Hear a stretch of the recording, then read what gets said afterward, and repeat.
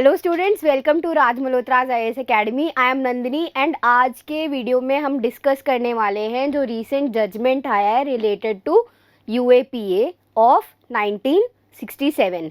ये जो एक्ट है इसके रिलेटेड जो अभी नया जजमेंट आया है, we will be discussing that judgment and we will be seeing some details related to the act.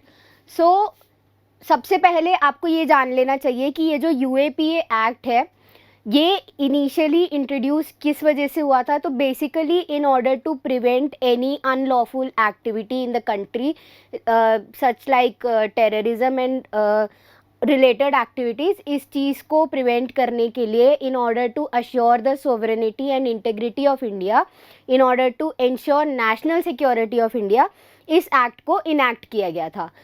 इसके रिगार्डिंग अभी रिसेंटली बहुत ही एक मेजर डेवलपमेंट हुआ है जो कि सुप्रीम कोर्ट में, जहाँ पे सुप्रीम कोर्ट ने ये बोला है कि अगर कोई भी organisation, if any organisation is banned under UAPA act, then any person who is a member of that organization will be can be basically booked under the UAPA Act. So basically mere membership of such an organization which has been banned under UAPA Act will be considered as an offense. So this is a major development under this act because in 2011 इसी lines में जो है जो court ने एक कुछ judgements पास किए थे जिसका क्रक्स ये था कि ये जो मेंबरशिप है, मियर मेंबरशिप जो है उसके बेसिस पे आप किसी को बुक नहीं कर सकते। सो in this judgment the court has overturned its own ruling. So because of that this becomes important for you to know कि exactly UAPA है क्या and what is this judgment about, इसमें है क्या क्या चीज़, how what were the developments, how did we get to here. Now let's begin with this. This is a beautiful article which was published in 25th का जो addition था Indian express का 25th of March का, उसमें आया था ये, जहाँ पे प्रॉपर इन्होंने एक एक चीज़ बताया है, द टाइमलाइन कैसे जो है चीज़ें प्रोसीड की है। So we will be covering this article and also the basic facts related to the UAPA. Now let's begin. So a bench comprising of 3 judges, कौन justices MR Shah, CT Ravi Kumar and Sanjay Karol, इन्होंने जो है ये जजमेंट पास करी है जिसमें इन्होंने ये कहा है कि जो सेक्शन 10A(1) ऑफ UAPA है, जिसके under membership of association which has been declared to be unlawful under UAPA will be considered an offence. So they have upheld the section 10A first of the UAPA. ठीक है, so this 3 judge bench has given the verdict. Now आपके दिमाग में ये आएगा कि what is section 10A.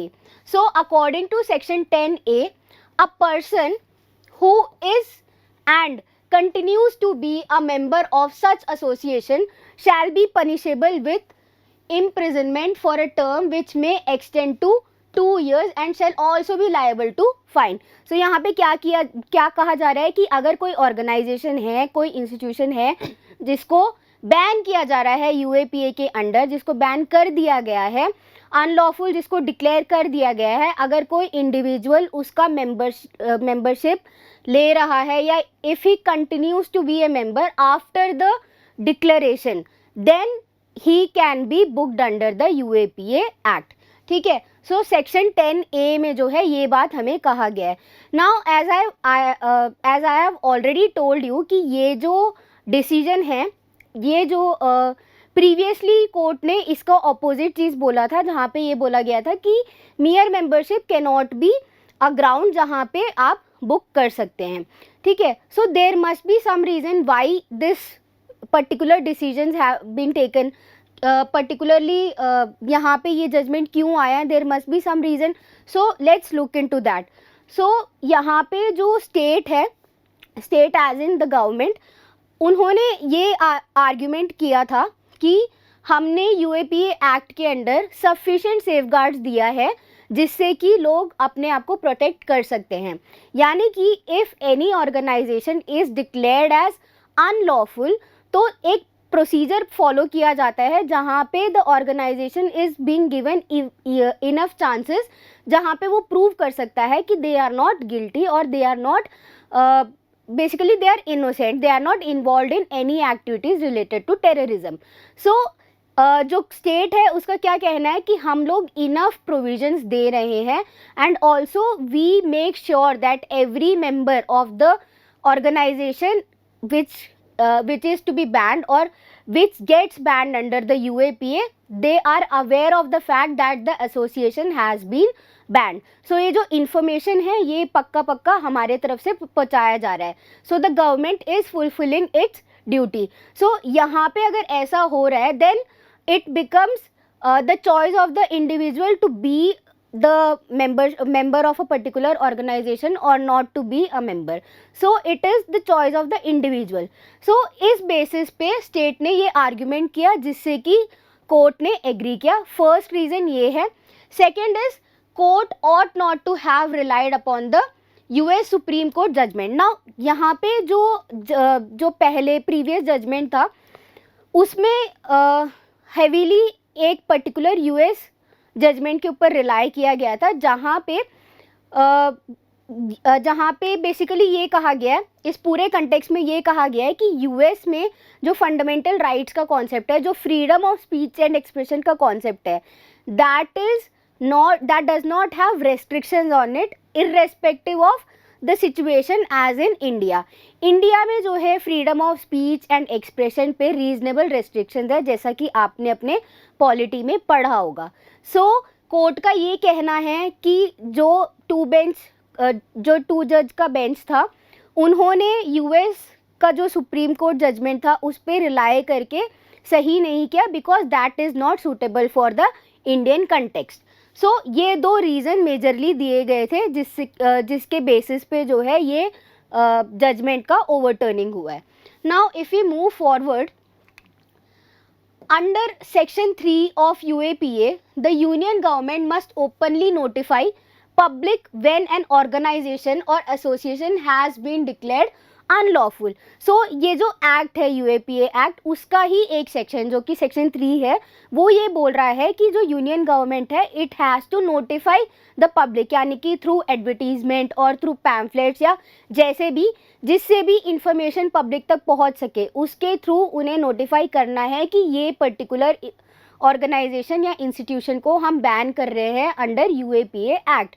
So the act itself provides for this. So in such a case, the lack of information about an organization getting banned, it becomes a little irrelevant. ऐसा होता नहीं है practically. So majorly ये try किया जाता है कि the individuals are aware of the fact that a particular organization is getting banned because the union government is responsible for that. Now the court reasoned that this logically implies that every member of organization would be aware of the ban, जैसा कि मैंने already discuss करा. Also people who had left the organization and were not members at the time it was declared unlawful cannot be held liable under section 10A of UAPA. So after the ban of the organization, अगर किसी व्यक्ति ने, किसी individual ने membership drop कर दिया है या उससे पहले ही अपना मेंबरशिप वो छोड़ के जा चुके हैं, सो उस केस में you can not book the person as under this UAPA act. ये चीज़ आई होप कि आपको बहुत क्लियर है.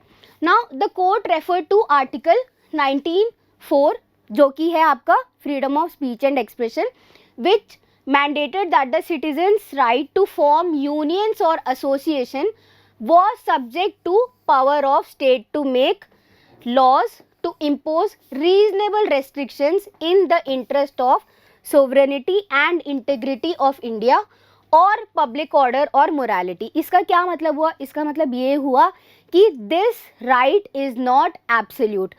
If the government deems it कि ये चीज़ safe नहीं है, it is not safe for the national security, integrity and sovereignty of India, so the law can be made in order to prevent that association to happen, in order to prevent the formation of the association. So यहाँ पे ये चीज़ clearly stated है. Now if we move on, जैसे कि मैं आपको already बता चुकी हूँ कि ये जो जजमेंट है ये it is opposite to the judgement that was given in 2011. So जो आर्टिकल हमें हम लोग को मिला है उसमें 3 पर्टिकुलर जजमेंट की बात की गई है, जो कि है Arup Bhuyan versus state of Assam, Arup Bhuyan versus state of Assam, Indira Das versus state of Assam and state of Kerala versus Raneef. So ये तीनों जो है 2011 के जजमेंट्स है, जिसमें कि द कोर्ट हेल्ड दैट कि mere membership cannot be the basis for booking a person under the UAPA thing. So now if you can see, the Supreme Court held that mere membership of a banned association is not sufficient to constitute an offence under the UAPA Act of 1967 or the Terrorism and Disruptive Activities Act unless it is accompanied with some overt violence. यानी कि mere membership is not enough, but if the person is member of the organization and is involved in some type of violence which creates a or threatens the integrity or the stability in the society, then he can be booked under the UAPA Act. But just because a member is an individual is member to an organization is not a ground. ये चीज़ जो है इस 2011 judgement में बोला गया था. Now the 2011 judgment in Arup Buyan was delivered by a 2-judge bench comprising Justice Markandeya Kaju and Gyan Sudha Mishra while deciding a bail application under TADA by a person accused of being member of ULFA. ठीक है, तो ये background बता दिया गया है कि किस वजह से या किस कंडीशन में जो है ये जजमेंट को पास किया गया था. नाउ जो स्टेट है the union government and the state of Assam, it appeal to the higher court, जहाँ पे ये जो 2-जज बेंच का जो जजमेंट है इसको अपील किया गया. Then in 2014 the bench comprising of Justices Deepak Mishra and A.M. Sapre referred the matter to a larger bench after the union government filed the application, जैसा कि मैंने आपको बताया. Now इस बेंच ने क्या बोला? The larger bench, what did it say?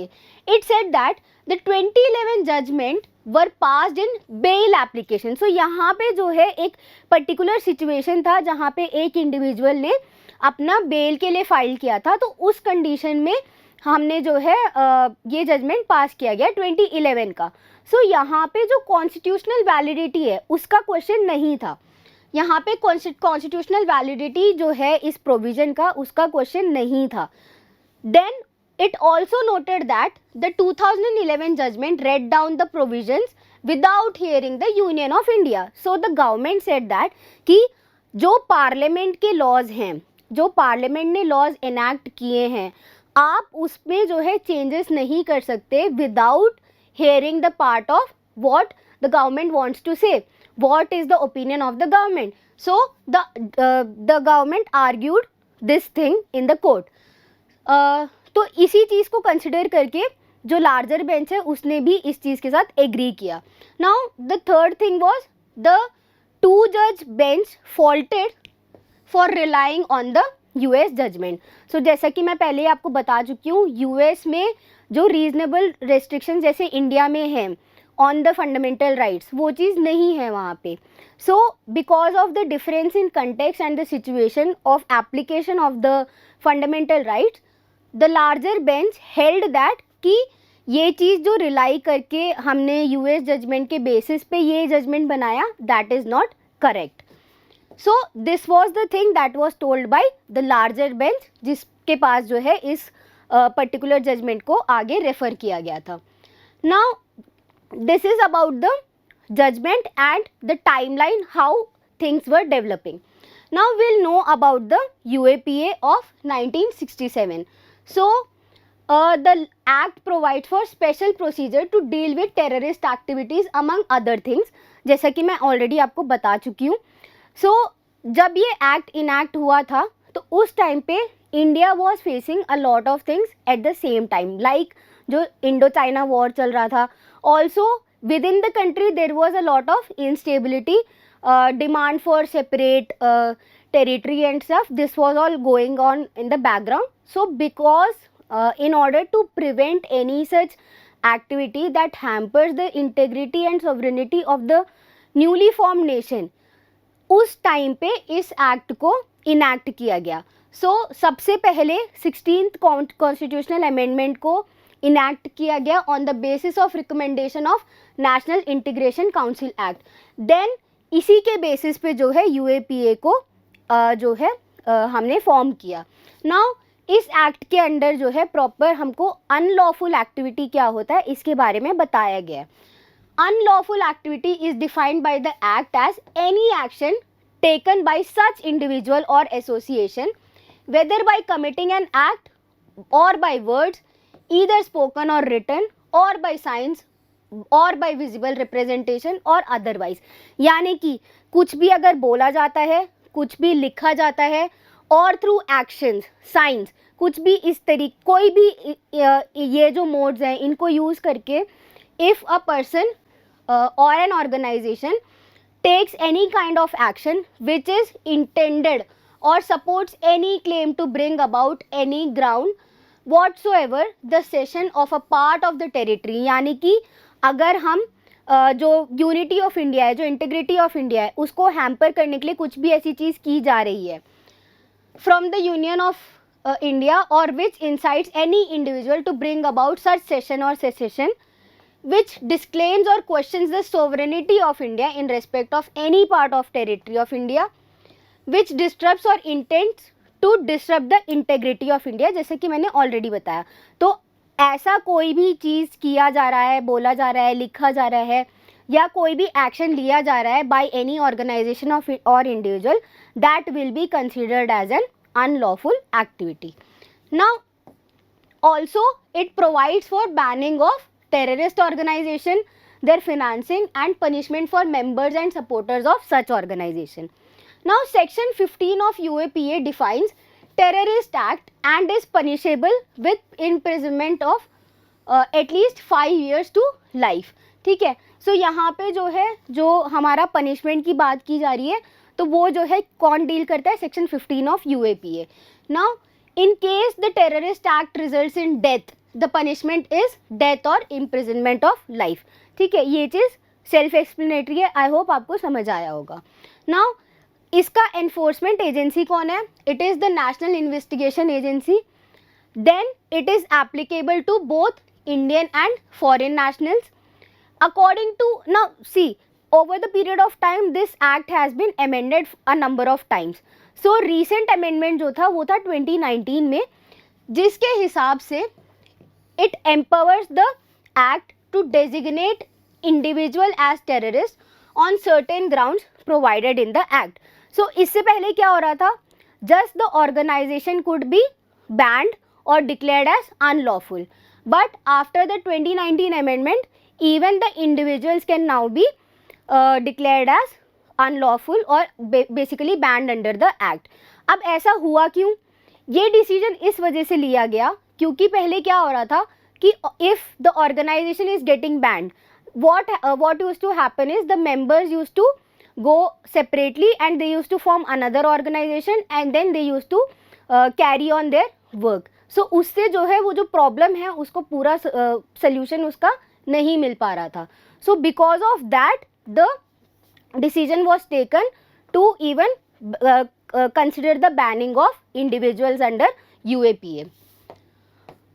Now the act also empowers the officers of NIA of the rank of inspector और अबव टू इन्वेस्टिगेट केसेस और terrorism in addition to those conducted by DSP और ACP और above rank in the state. So basically जैसा कि मैंने आपको already बताया, the enforcement agency is NIA. So जो उसके officers हैं they are empowered to carry on an investigation. Now an accused cannot seek anticipatory bail. अब anticipatory bail का क्या मतलब होता है? So when we talk about anticipatory bail, now the word anticipation यानी कि you are expecting something to happen. So जब भी कोई ऑफेंस होता है it can be either bailable और non bailable. Now if an offence is bailable वहाँ पे जो अरेस्ट हो जाता है उसके बाद the individual can get a bail, but in case of non bailable offence the individual can not get a bail. तो अगर ऐसा कोई भी चीज़ है, ऐसा कोई इंडिविजुअल है and he has done something or he has been involved in any such activity जहाँ पे bail possible नहीं है, so then he can apply for an anticipatory bail। so यहाँ पे जो bail है that can be provided even before the arrest। so जब ऐसा होता है we say it is an anticipatory bail। an accused cannot seek anticipatory bail and the period of investigation can be extended to 180 days from 90 days on the public prosecutor's request, which means that the accused has virtually no chance of getting bail by default। यानी कि क्या है, the law is very stringent about the bail thing and it is very tough for an individual to get bail under UAPA। Now the UAPA has the death penalty and life imprisonment as the highest punishment, as we have already discussed। If we move forward, now देखिए, this law has been criticized a lot, so we'll now be seeing कि क्या क्या reason है, what are the challenges and issues associated with the law। so first thing is this कि ये जो law है इसका misuse बहुत ज़्यादा होता है। now in order to silent down the voices of individuals against a particular authority, or basically in order to curb individuals fundamental duties, this law has been misused a number of times। so सबसे पहला जो challenge है that is the misuse of law wherein the individual's fundamental rights are being curbed। then the removal of distinction between active and passive membership, यानी कि क्या मतलब हुआ, ये जो judgment अभी आया है, so even if the member is just a member of the organization and is not actively वो participate नहीं कर रहा है in the functioning of the organization, तो वहाँ पे ये जो line है that is not clear, ठीक है। so it is इस judgment की वजह से ये जो line है that is not clear, actually it doesn't even exist। so आप चाहे passive member हो चाहे active member हो, just being a member is offense। अगला क्या है, the definition of terror acts is very vague। then the government gets absolute power, ठीक है। absolute power मतलब यहाँ पे कोई checks and balances का provision नहीं है। the government can amend the act, it can amend the definitions, it can amend the, जैसे कि अभी 2019 का जो amendment था, तो the government amended the act and included the part कि इंडिविजुअल्स को भी इस एक्ट के अंडर बुक किया जा सकता है। सो यहाँ पे क्या है कि जो गवर्नमेंट है उसका जो पावर है उस पर कोई चेक्स एंड बैलेंसेस का प्रोविज़न नहीं है। Then the acts as a force preventing criticism, so it is basically used to suppress the opinions of the people who are against a particular authority। so ऐसे case में क्या हो रहा है कि freedom of expression and speech जो है उसको थ्रेट हो रहा है। Then hampers the spirit of democracy, undermines federal principles. So यहाँ पे क्या है, क्योंकि जस्ट बिकॉज द इन्वेस्टिगेटिव जो एजेंसी है, नेशनल इन्वेस्टिगेशन एजेंसी है, that is the enforcement agency of the act. So उसकी वजह से क्या हो रहा है, जो स्टेट अथॉरिटीज़ है, जो स्टेट एजेंसीज है, उनका जो पावर है दैट इज़ अंडरमाइंड। सो इसके वजह से that hampers the spirit of federalism as a whole. So these are some of the challenges associated with the UAPA Act. Now we'll try to answer this question. So consider the following statement regarding UAPA 1967. So first statement says that under UAPA the ban on organization is for a period of 2 years. Now this statement is incorrect because जैसे कि मैंने आपको बताया था कि the act has been amended a number of times and one of such amendment was in 2013, जब ये 2 years का जो टाइम पीरियड है इसको इंक्रीज करके 5 years कर दिया गया है। सो because of this statement is wrong. The second statement says the act empowers the National Investigation Agency to grant approval of seizure or attachment of property when the case is under investigation by agency. Now this statement is correct. So हमारा जो answer है that is B only. Answer is B. So basically क्या होता है कि if an organization or an individual gets banned under UAPA, सो उनका जो bank account होता है, जो फाइनेंसेस फंड्स होते हैं, प्रॉपर्टी होता है, उसको सीज कर लिया जाता है. एंड उसको सीज कौन करता है? The national investigation agency. So the act provides for the seizure of property, funds, bank accounts of any such organisation और individual who have been banned under UAPA. Now I hope कि आपको ये अच्छे से ये जो टॉपिक है ये समझ आया होगा. If you have any doubts, do comment in the comment section below. Thank you.